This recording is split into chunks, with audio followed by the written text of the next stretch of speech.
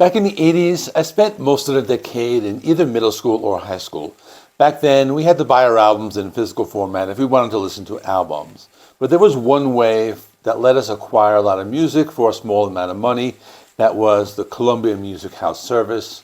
We would get these 12 cassettes for a penny with the understanding that you were obligated to buy a certain amount of albums at full price over a period of time, which no one did anyway. But back then, I had a very diverse taste in music. I liked rap music, like Run DMC and LL Cool J. I liked some of that new wave, like Billy Idol, and I had a good friend who was a big fan of The Cure.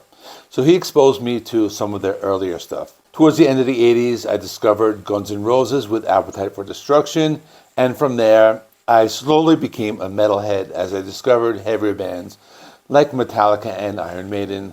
So after that, I went years without listening to anything related to The Cure or anything similar to that. Now, I know you clicked on the video for a review of the new album by The Cure, but don't worry, this is all going to tie into what I'm going to speak about in this review, because over the years, The Cure was one of those bands that I knew about the singles, but I never listened or bought their albums.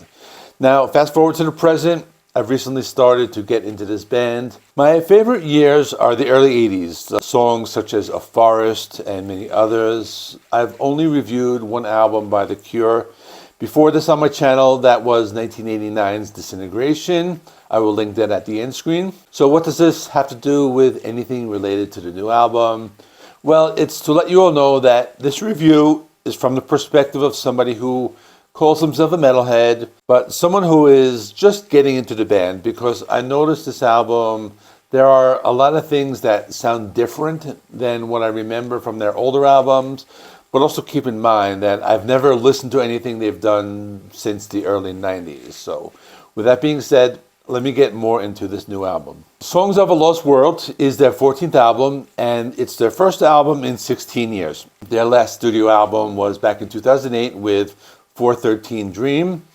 The songs were all written by Robert Smith, and I noticed that most of the original band is still intact, with most members being in the band since the 80s or 90s. I also noticed that some of the critics are giving this album very high scores and saying it's one of their best in a long time. But I'll be honest with you, for me, it was kind of hard for me to digest at first. I think I missed some of those clean guitar tones with the reverb that they had in the past. I'm talking about the opening riff to A Forest, which is still one of my favorite songs ever, or that jangly guitar tone of Love Song. I also noticed that the album has 8 songs, with some tracks being over 6 minutes and the last song being over 10 minutes, which is not really a departure from what they've done in the past, considering that Disintegration had a few longer songs. So on my first impression, I thought it had a similar vibe to the album Disintegration, but let's talk about the songs now. The album opens with one of the singles called Alone. I remember the first time I listened to the song. It was at night, right before I'm about to go to sleep. I'm listening.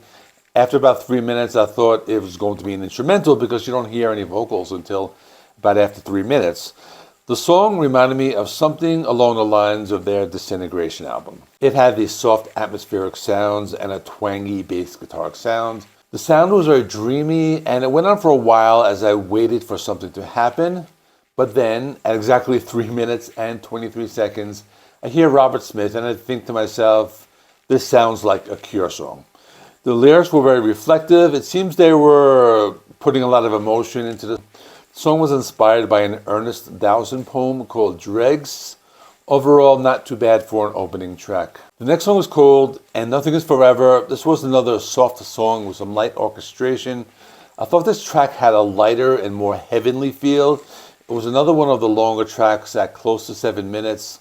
I found it interesting that they used more of a distorted tone with the guitar, but it was mixed very low. Otherwise, it would have sounded a lot like a metal song.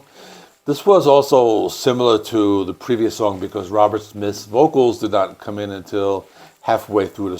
The song is about a promise Robert Smith made to be with somebody on their deathbed. So the lyrics are very heartfelt and emotional. They also debuted this song live on the tour. After this is a song called A Fragile Thing.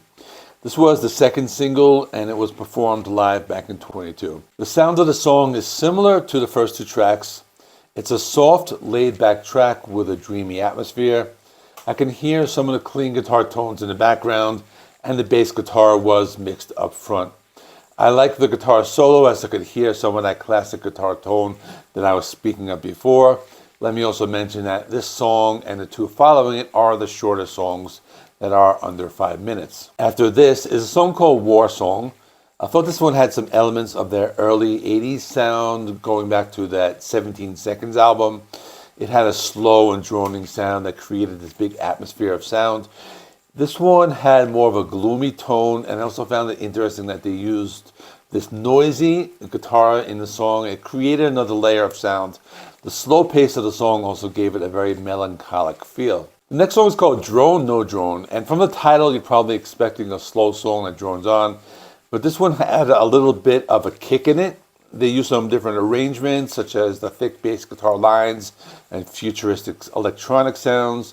The song has so many layers of sound and a very interesting drum beat that sounded different than many of the songs. Despite the song title, this was actually one of the more upbeat tracks, and there were a lot of strange noises used throughout the song. I read one reviewer compare this song to Killing an Arab from the early years, and I could hear that. There are 3 more tracks on the album, and these are some of the longest songs in the album. The next song is called I Can Never Say Goodbye, and from the title, I know this will be a sad and depressing song, as I could hear some rain in the first few seconds of the song. The band played this song live back in October 2022. It was dedicated to Robert Smith's brother, who had passed away. The song is heartfelt, emotional, sad. It has many layers of sound. I could hear some electric guitar that was mixed very low behind the piano, which was the main instrument. The penultimate song is called All I Ever Am. This one has a pretty cool drum intro that goes into this 80s sounding new wave synth melody. I thought this one had more of their mid-80s rock sound, as I could hear more bass guitar, and it had a faster paced drum beat compared to many of the other songs. I could also hear some of that distorted guitar that I mentioned in the previous songs. The last song on the album is called End Song. It's a big and epic song, clocking in at 10 minutes and 24 seconds. The song begins with a lot of instrumentation, such as pounding drums and some light keyboard sounds. According to Robert Smith, it was inspired by a night when he was looking at the stars, and that reminded him of a similar evening back in 1969 when he was stargazing in his backyard with his father when Apollo 11 landed on the moon. This was another song where you don't hear any vocals for the first few minutes, and they don't actually come in until 6.5 minutes to be exact. I thought it was a little similar to the last song on the Disintegration album called Untitled, but I noticed that this band likes to end their albums with a very big and atmospheric song.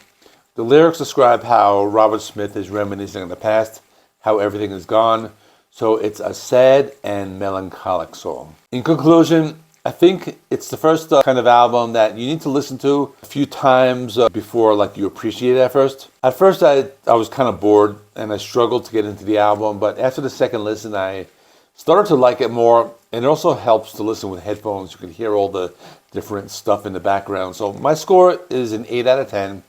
Let me know what you think of this album. How does it compare to some of their recent material, as I'm not familiar with their stuff after the 90s.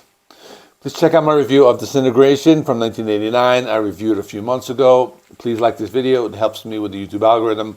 Please subscribe if you're not already. I do rock and metal reviews, rankings, and more. Thanks for watching. I have merch. I have memberships. So I will see you in the next one.